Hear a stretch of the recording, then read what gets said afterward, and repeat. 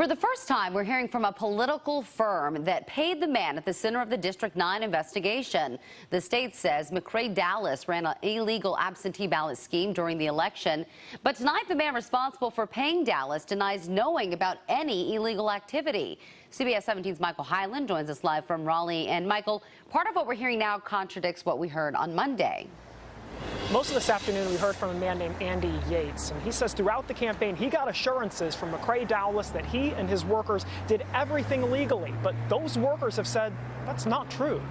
Mr. Dowless, what do you plan to tell the state board today? McRae Dowless did not return for this hearing Tuesday, but what he did and did not do consumed most of the day.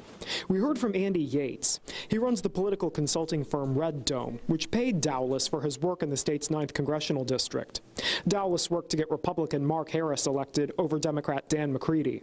State investigators say Dowless paid people to gather up absentee ballots, something Yates said Dowless insisted he would not do. He knew that was illegal, and he made sure all of his folks knew that was illegal. Dowless's own employees testified Monday they did that.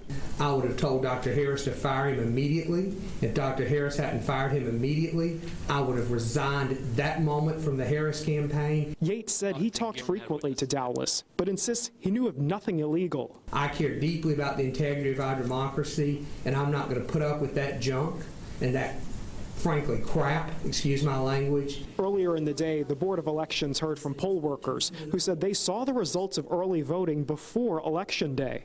Agnes Willis is one of those workers. I asked her if she knew about anyone outside the polling place finding out about those results. Saw these results or heard about what the results were? I can't attest to that. There was no one in that room other than us. It's something state investigators said they have not been able to determine either, as the Board of Elections weighs whether to call for a new election. The hearing will resume tomorrow with Yates continuing his testimony. Whenever this hearing is done, the Board of Elections will vote on whether to call for a new election or certify Mark Harris as the winner. Live in Raleigh, Michael Hyland, CBS 17 News.